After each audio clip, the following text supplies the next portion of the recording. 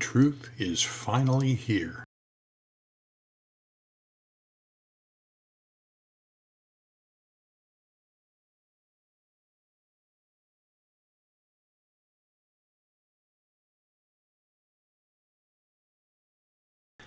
Hi guys, Marty Runick here again from Top Gun PDR Training, and today we're going to show you Paintless dent repair techs and auto body guys how to set up for doing light duty pulls. This is a really money making thing to do. I use it constantly for quarter panel pulls, fenders, all kinds of stuff. It's amazing how often you'll use this once you get it built. Today though, we're pretty much going to be concerned about how to set up your floor, not just the equipment you see here. We'll show you how to build this at a future date. Alright guys, we've covered some door theory tests. Now we're going to start talking about how to put tension on the rear quarter panels. Very productive. Now there's no damage to this quarter panel, but we're just trying to show an example here of how to set up for a quarter panel rear pull and the kind of system you'd use for it. A lot of times you'll get dents in this area or actually anywhere in a quarter panel. If it's down here, which is very common in the wheelhouse, putting a little bit of tension on it can really help the damage to come up quite a bit faster. And we're going to show you how we hooked up here. We're going to use a special clamp for this. It's called a sling clamp. You old timers already know what this is, and we'll show you how to make one of these fairly cheap.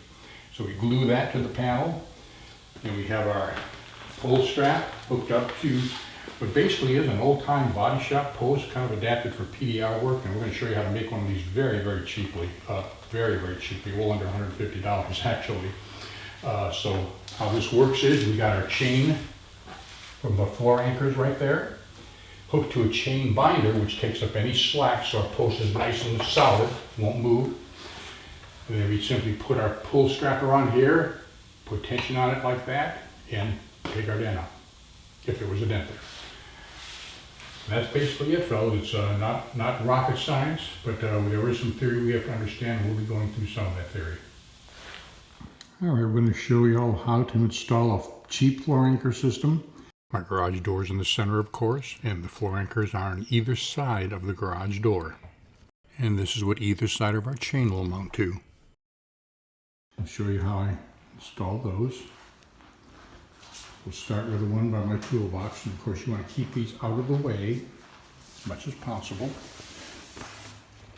Now this floor anchor right next to the edge of my garage door, anchored by a 1/2-inch lag bolt, and this piece here, show you over here, this piece is simply a piece of 2-inch angle iron, 1/8 thick, with a 1/2-inch hole there for the lag bolt, and a 3/8 hole there for a clevis pin or a hook or anything else you want to anchor your chain to.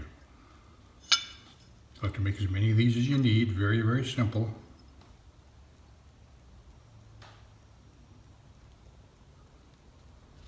Alright, and next we have our anchor. On the other end, same thing, out of the way. Now we also want one in the middle. I'm going to show you how we do that.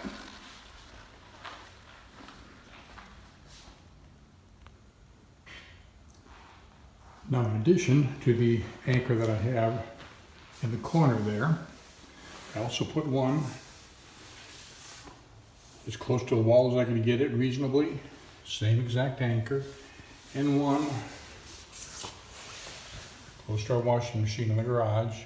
And those two anchors let me do anything from the middle of the car to the rear of the quarter panel.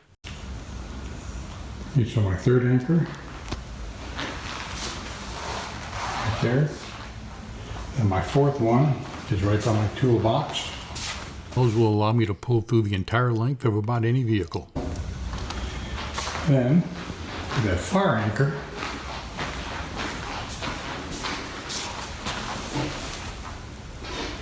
I bridge that over to my motorcycle tank's tie-down. Simply put a hole through that gusset, and that's where I spread my chain from here to there.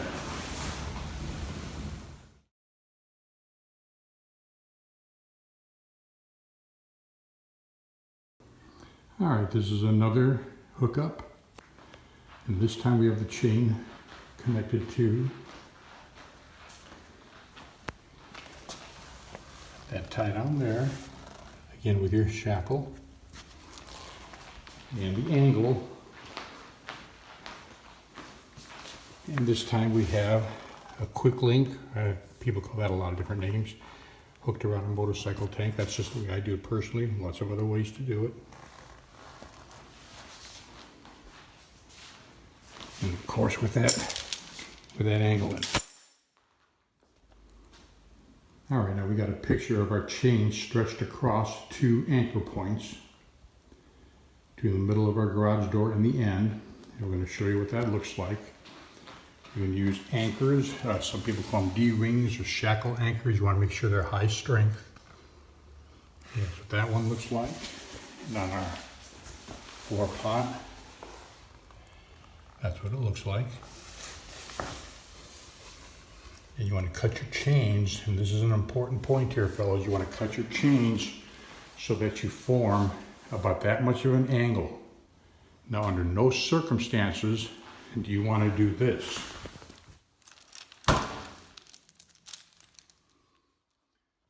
Under no circumstances, fellas. Under no circumstances do you want to set up your chain like that, where it's nice and taut between those 2 anchor points. You do that, you're going to break that chain. It'll be like a bullet. Under no circumstances do you ever do that. You always want angle.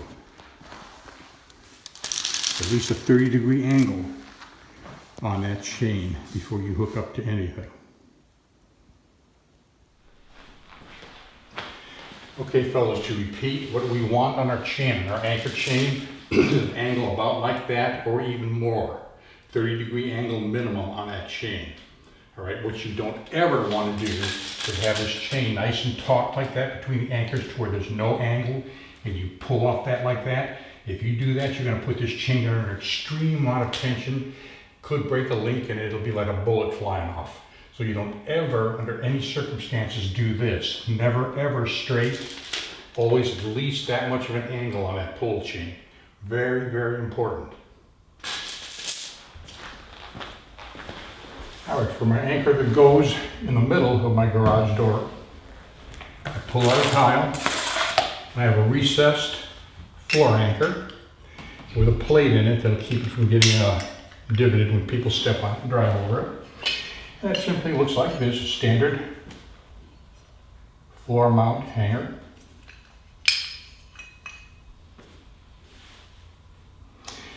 Now what I do with mine, I drill a 1/2-inch hole through the center. I don't mount it through those places. I mount it right through the center, drill a 1/2-inch hole, okay? And then what you'll need to cut the hole for the concrete is a concrete grinding disc. You can buy these anywhere. And you grind an opening in the concrete that'll roughly match that for the size and the depth into your concrete. Drill yourself a 1/2-inch hole, put it in there, put your lag screw in. You're going to want to put a good grade of caulking around on the inside of this and push that in so the caulking goes all around it, makes a nice weather-tight seal. And you bolt that all the way down and you should be done.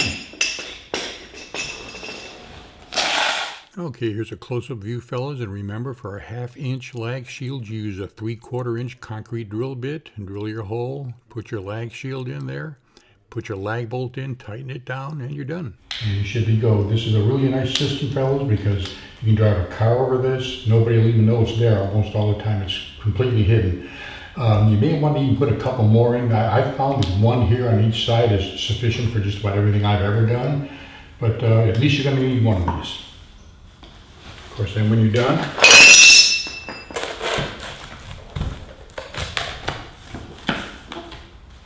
you're good to go.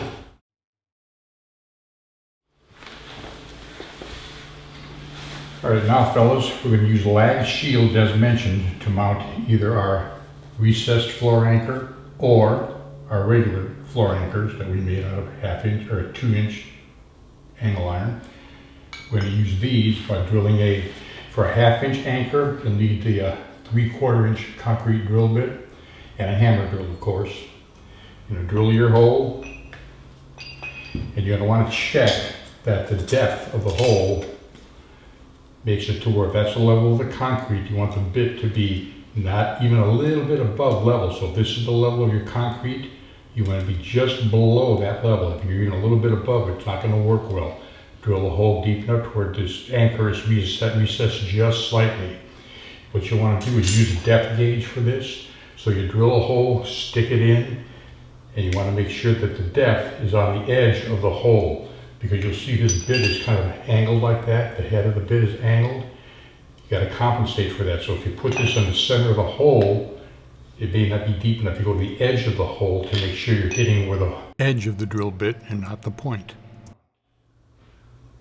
Okay, so you put it down, make sure the depth is the same, and then it should go all the way to the bottom, just slightly to the bottom of the hole. About 1/8 of an inch is fine, 1/4 inch max, right around that depth right there. And if you're using the 1/2 inch lag shields, you need a 3.5 inch lag bolt. Okay, so a 1/2 inch lag shield, you need a 3.5 inch long, 1/2 inch lag bolt. And you can get lag shield as much as 3/4 of an inch. I don't think you need that.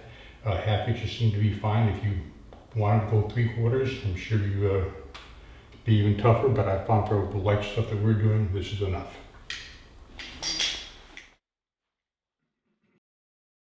All right, I want to give you one more view of the pull setup from different angles. Chain hook up there, we got our binder. And like we said, guys, this pull post is very easy to make.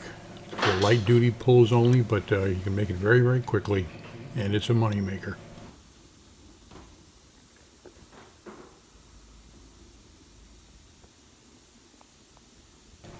And most of the time for pulls like this, you set up in about no more than 3 to 4 minutes total. Everything goes together really fast.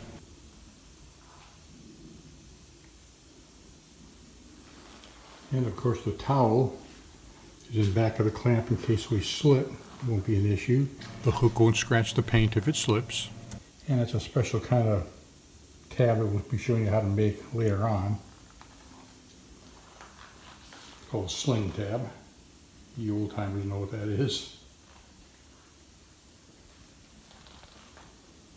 Alright.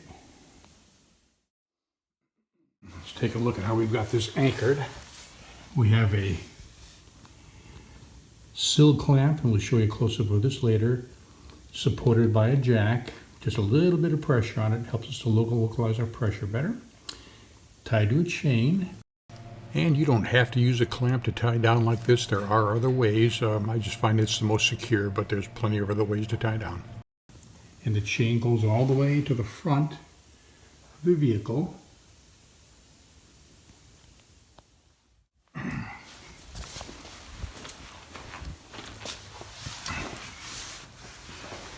And we're at the front of the vehicle now, and that's another chain binder taking the slack out of the chain, tied to one of our tie downs, and we have the same thing on the opposite end.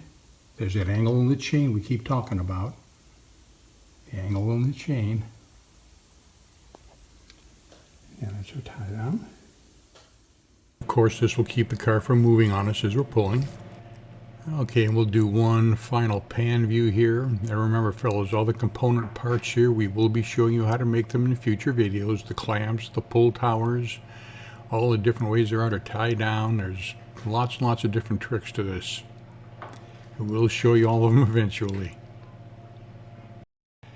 Yeah, having the capability to do tension pulls, guys, really does take a heck of a lot of time off your repairs. Whether you're an auto body guy or a paintless dent repair tech doing the large stuff. Definitely a money maker.